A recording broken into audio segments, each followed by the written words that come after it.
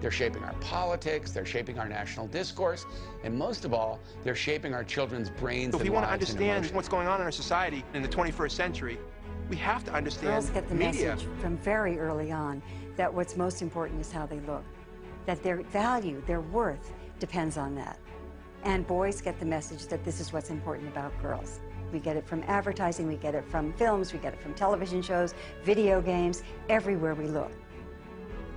So no matter what else a woman does, no matter what else her achievements, their value still depends on how they look.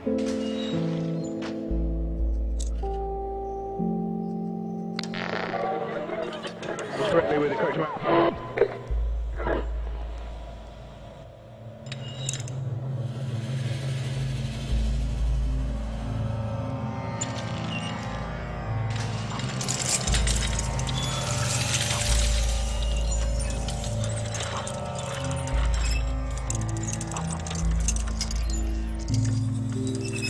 There is no appreciation for women intellectuals.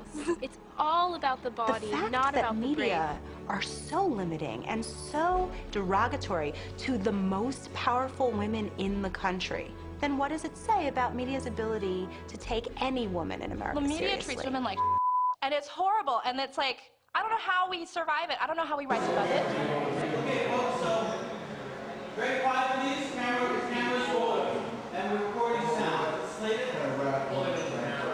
Sounds great.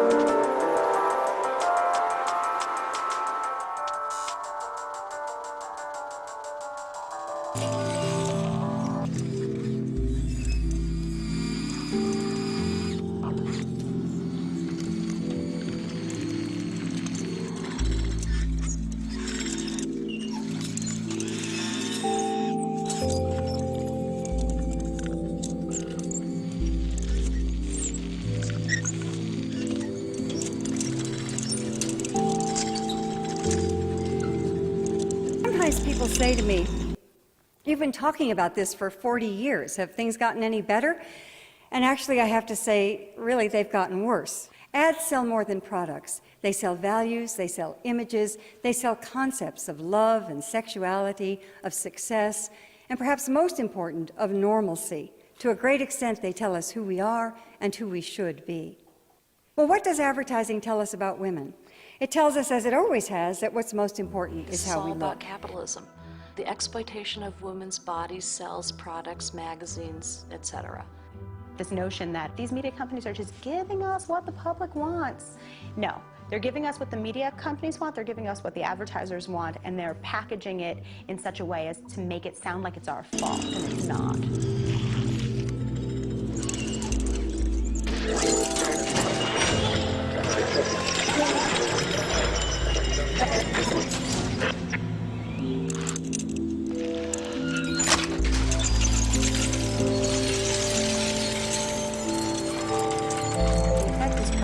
Subconscious.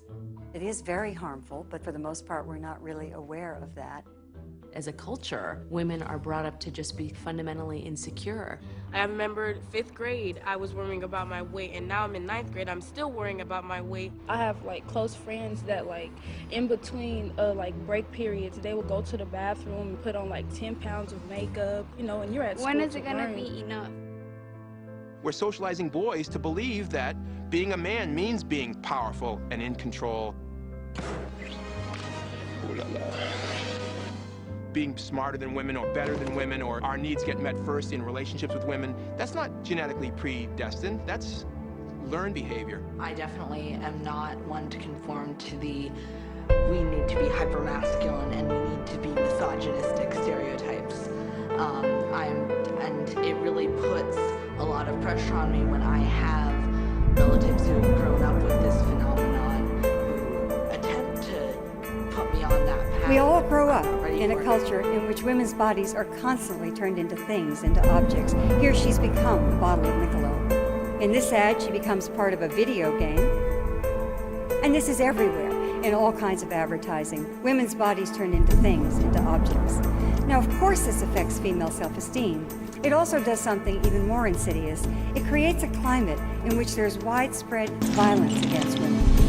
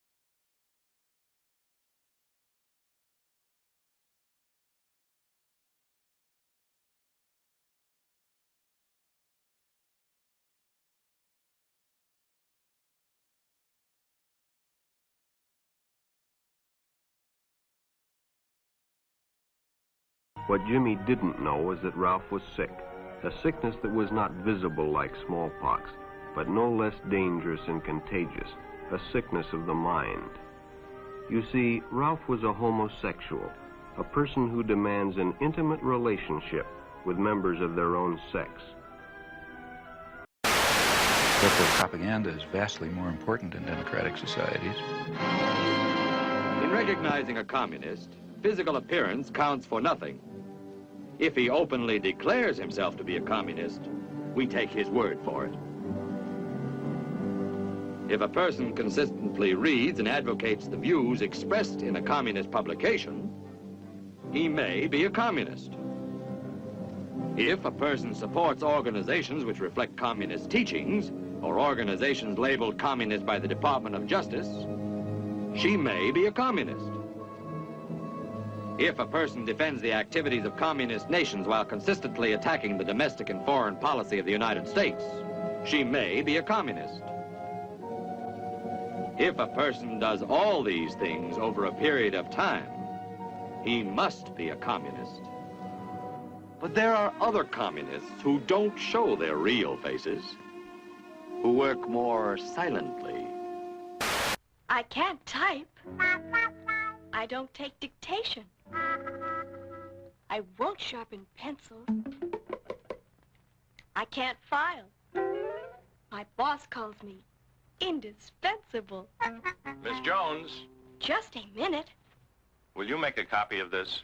Naturally. I pushed the button on the Xerox 914. I make perfect copies of whatever my boss needs by just turning a knob and pushing a button. Anything he can see, I can copy in black and white on ordinary paper. And am I fast? I can make 7 copies in a minute. By the way, I never need wet chemicals. My 914 is a dry machine, powder dry. Sometimes my boss asks me which is the original, and sometimes I don't know. Here, Mr. Smith, I'm going to lunch with Mother. So no matter where you meet a stranger, be careful if they are too friendly, if they try to win your confidence too quickly, and if they become overly personal. One never knows when the homosexual is about. He may appear normal, and it may be too late when you discover he is mentally ill. So keep with your group, and don't go off alone with strangers unless you have the permission of your parent or teacher.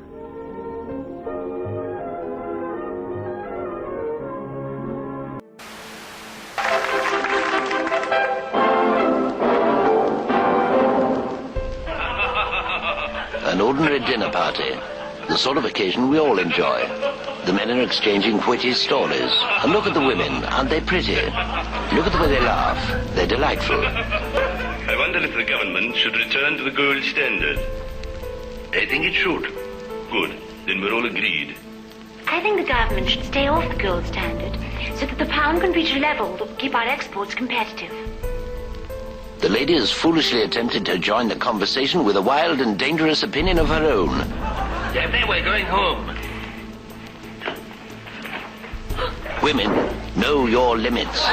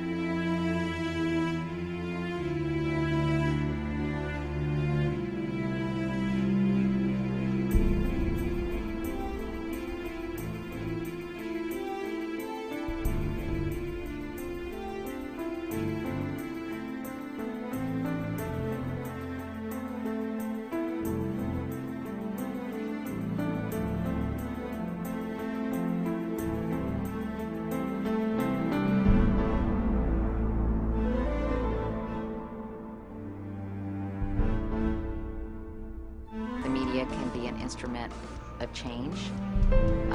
It can maintain the status quo and reflect the views of the society, or it can awaken people and change minds. It depends on who